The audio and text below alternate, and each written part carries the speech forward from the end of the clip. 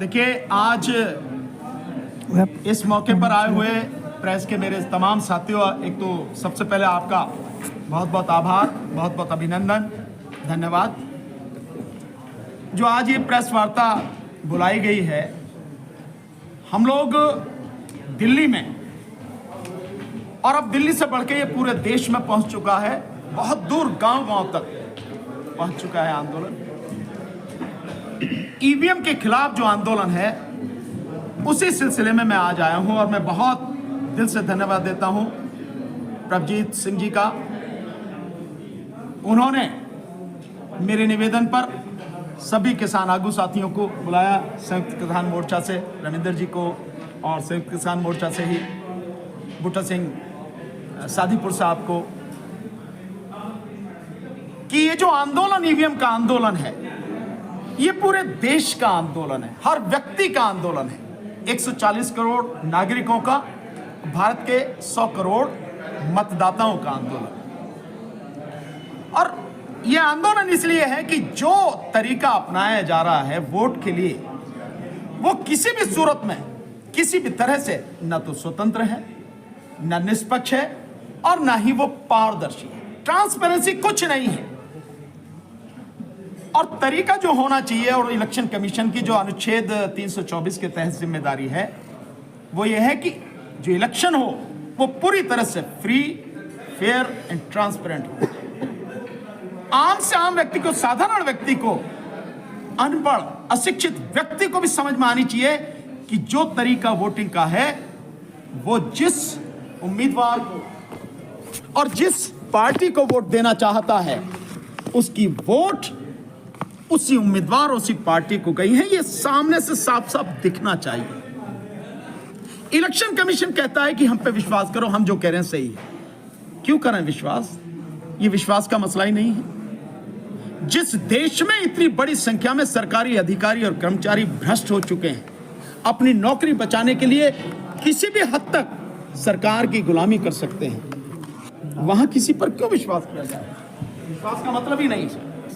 आप व्यवस्था ऐसी रखो जो हर किसी को समझ में आए साहब, और वो बैलेट पेपर से हो। जिस मशीन का इस्तेमाल किया जा रहा है, उस मशीन में पता ही नहीं लगता कि उसने जिस पार्टी को, जिस व्यक्ति को वोट दिया है, उसको गया है। और ये बात आप देखें कि जो 8 अक्टूबर 2013 का सुप्रीम कोर्ट का एक निर्णय आया, और वो निर्णय है इलेक्शन कमीशन, सुब्रमण्यम स्वामी बनाम इलेक्शन कमीशन ऑफ इंडिया, उसमें बाकायदा पैरा नंबर 9 में ये बात कही गई है। सुब्रमण्यम स्वामी जो एमपी हैं, जो बीजेपी में, उन्होंने लिखा उस पैरे में कि बटन दबाना और लाल बत्ती का जल जाना, इसका मतलब ये नहीं है कि वोट पड़ गया।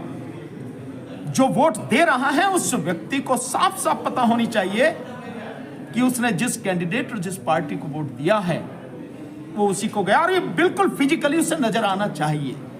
ईवीएम में ऐसा कुछ भी नहीं है। तो हम उसी की लड़ाई लड़ रहे हैं। इस बार का 2024 का चुनाव हम किसी भी कीमत पर ईवीएम से नहीं होने देंगे। 2024 लोकसभा का चुनाव केवल और केवल बैलेट पेपर से होगा। उसी में, इस लड़ाई में साथ देने के लिए आज मैं यहाँ हूँ पटियाला में इस समय।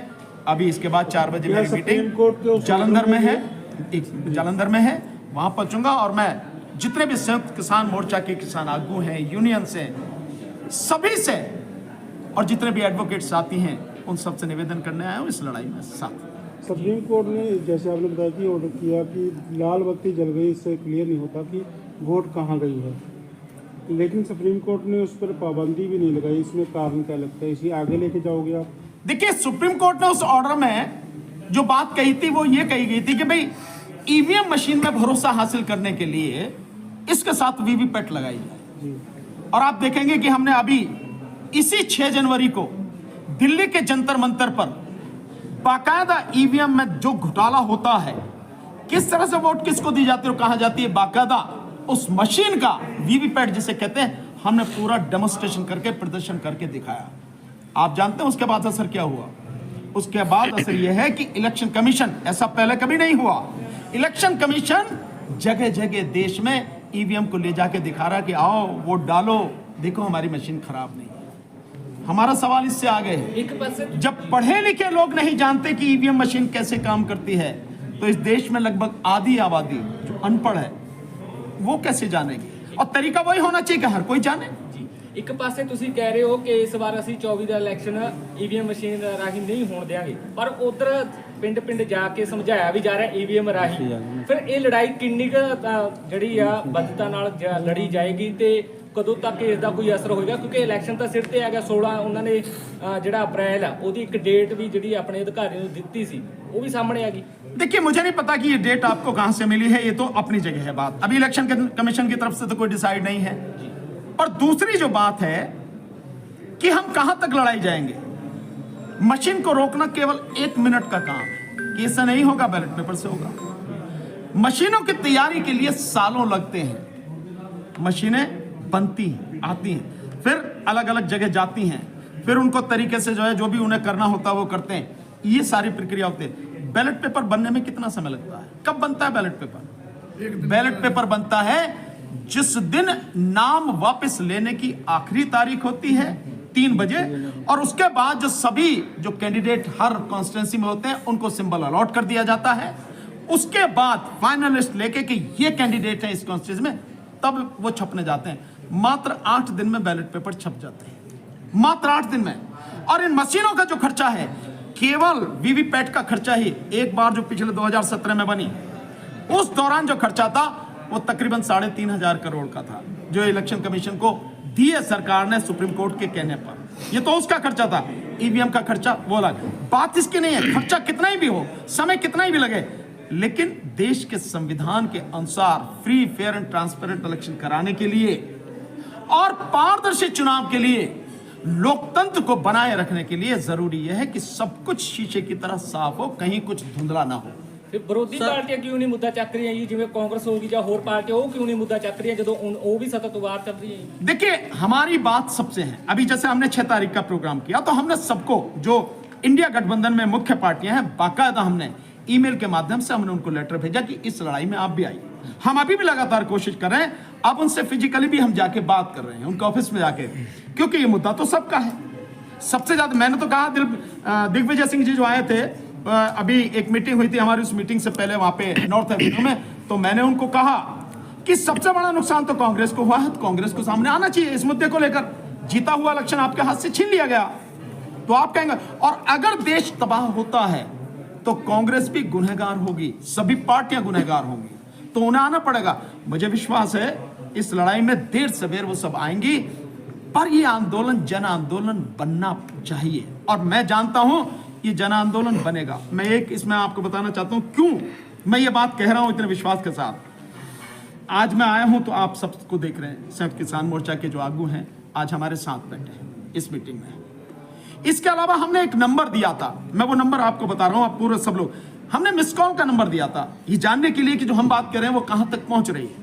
और वो नंबर था 966 77 22 062, 966 77 220 62, ये नंबर दिया। आप यकीन करेंगे कि प्रतिदिन कितनी कॉल आ रही है? 2 लाख से ज्यादा प्रतिदिन इस पर मिस कॉल आ रही है, 2 लाख से ज्यादा है।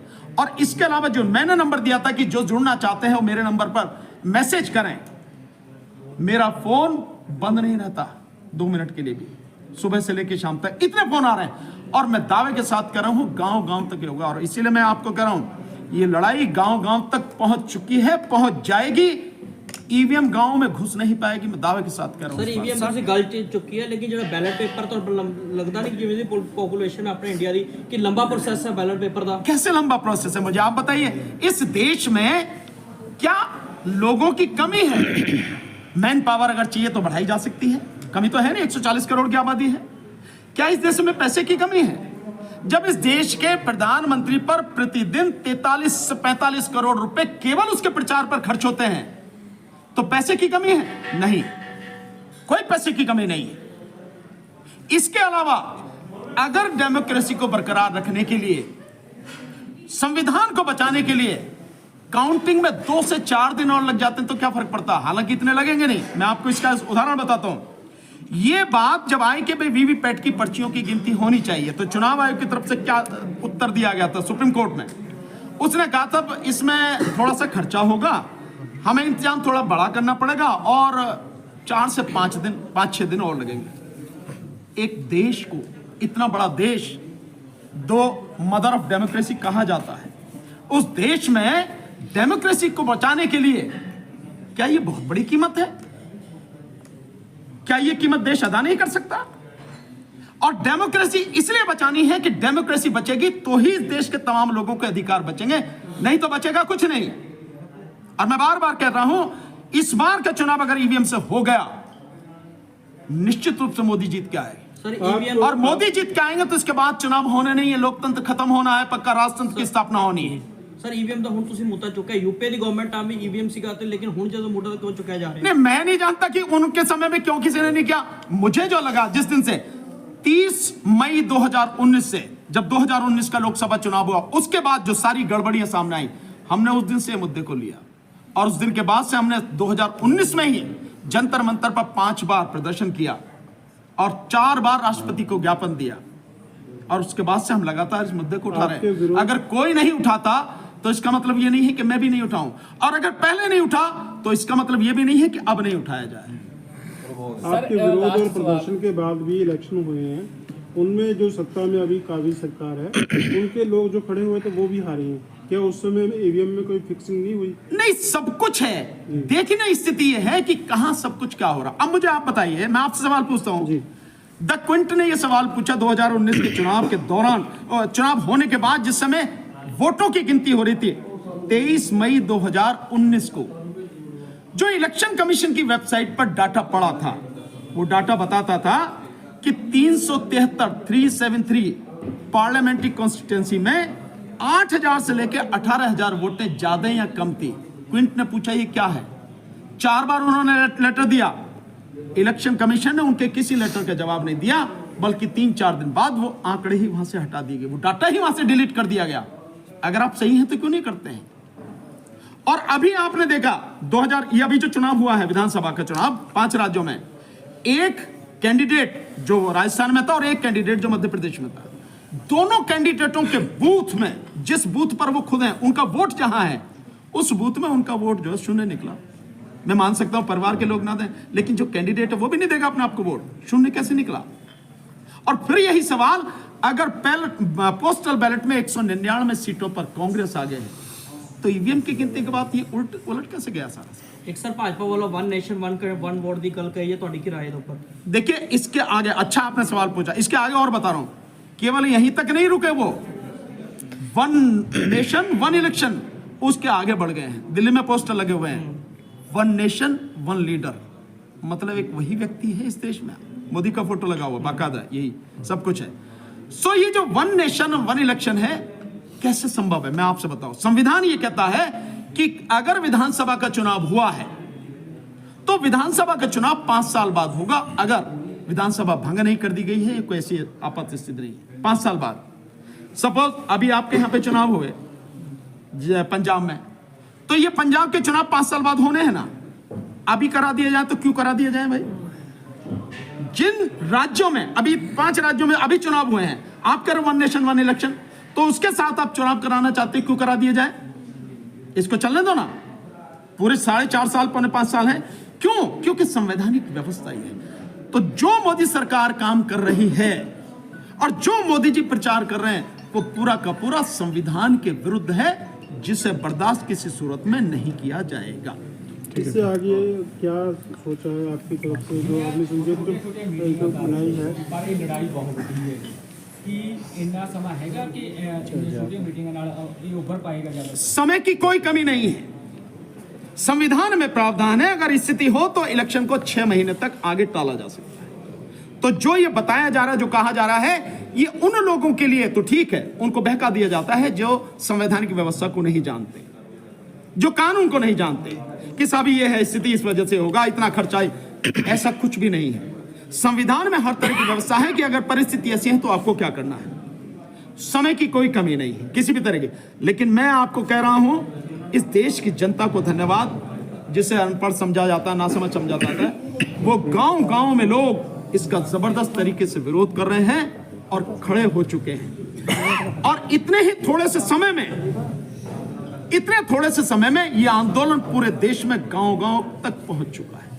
समय की कोई कमी नहीं।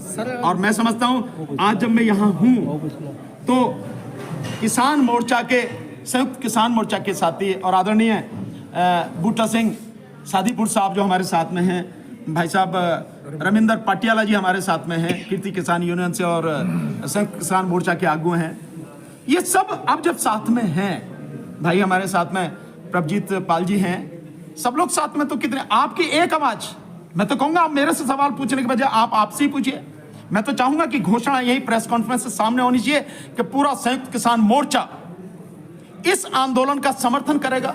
मैं नहीं, आपको कहें। और मैं तो बहुत निवेदन करूंगा हाथ जोड़कर आदरणीय बूटा सिंह सादीवाल साहब से कि जिस तरह से तमाम जो भारतीय किसान यूनियन के अलग अलग धड़े थे सबको जोड़कर संयुक्त किसान मोर्चा में लेकर आए, ताकत बनाई, इस बार भी उन सबको जोड़िए और कहिए कि हमारे साथ साथ में ईवीएम भी मुद्दा हमारा अपना मुद्दा है, इसको लेकर चलेंगे और पूरी ताकत से साथ देंगे। ਬੂਟਾ ਸਿੰਘ ਜੀ ਵਿਰੋਧ ਕਰ ਰਹੇ ਹੋ ਕਿ ਨਾਲ ਹੋ?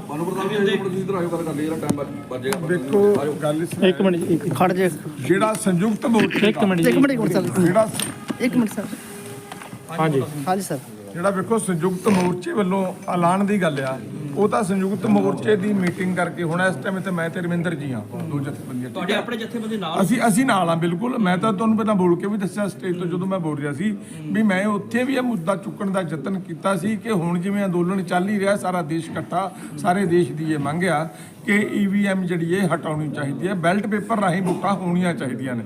ਅਸੀਂ ਉਦੋਂ ਵੀ ਯਤਨ ਕੀਤਾ ਸੀ, ਠੀਕ ਹੈ, ਨਹੀਂ ਉੱਠ ਸਕਿਆ ਵੀ ਇਹ ਤੇ ਰਾਜਸੀ ਮੁੱਦਾ ਬਣੂਗਾ, ਤੇ ਹੁਣ ਵੀ ਅਸੀਂ ਨਾਲ ਆ ਬਿਲਕੁਲ ਹੀ।